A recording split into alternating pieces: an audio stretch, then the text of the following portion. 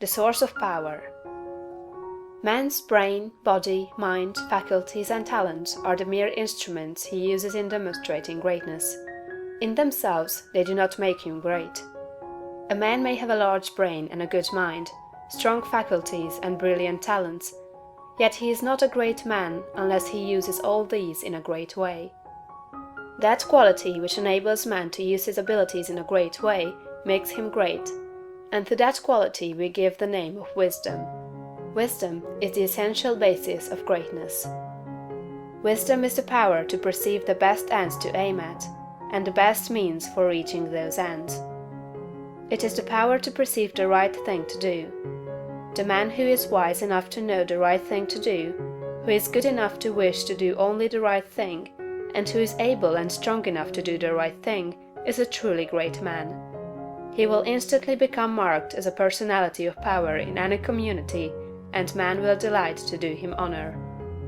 Wisdom is dependent upon knowledge. Where there is complete ignorance, there can be no wisdom, no knowledge of the right thing to do. Man's knowledge is comparatively limited, and so his wisdom must be small, unless he can connect his mind with knowledge greater than his own, and draw from it, by inspiration, the wisdom that his own limitations deny him. This he can do. This is what the really great men and women have done. Man's knowledge is limited and uncertain. Therefore he cannot have wisdom in himself. Only God knows all truth. Therefore only God can have real wisdom, or the right thing to do at all times, and man can receive wisdom from God. I proceed to give an illustration. Abraham Lincoln had limited education, but he had the power to perceive truth. In Lincoln, we see preeminently apparent the fact that real wisdom consists in knowing the right thing to do at all times and under all circumstances, in having the will to do the right thing, and in having talent and ability enough to be competent and able to do the right thing. Back in the days of the abolition agitation, and during the compromise period, when all other men were more or less confused as to what was right and as to what ought to be done, Lincoln was never uncertain.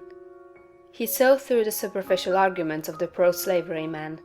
He saw also the impracticability and fanaticism of the abolitionists. He saw the right ends to aim at, and he saw the best means to attain those ends. It was because men recognized that he perceived truth and knew the right thing to do that they made him president. Any man who develops the power to perceive truth, and who can show that he always knows the right thing to do, and that he can be trusted to do the right thing, will be honored and advanced. The whole world is looking eagerly for such men.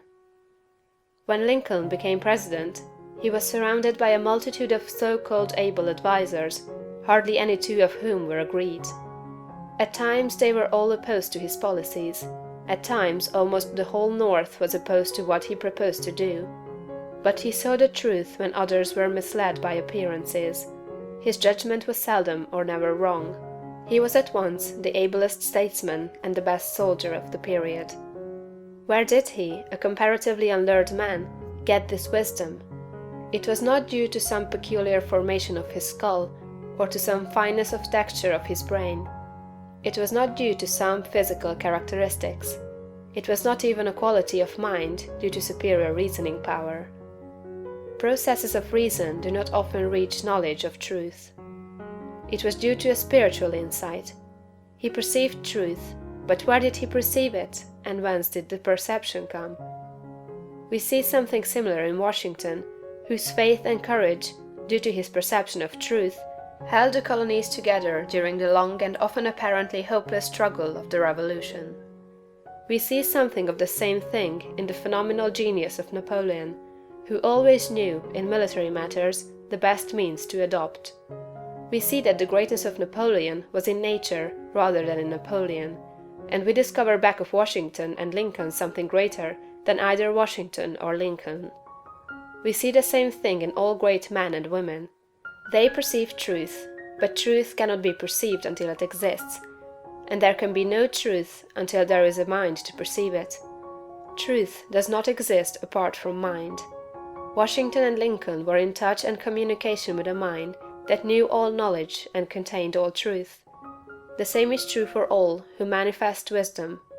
Wisdom is obtained by reading the mind of God. End of chapter 3.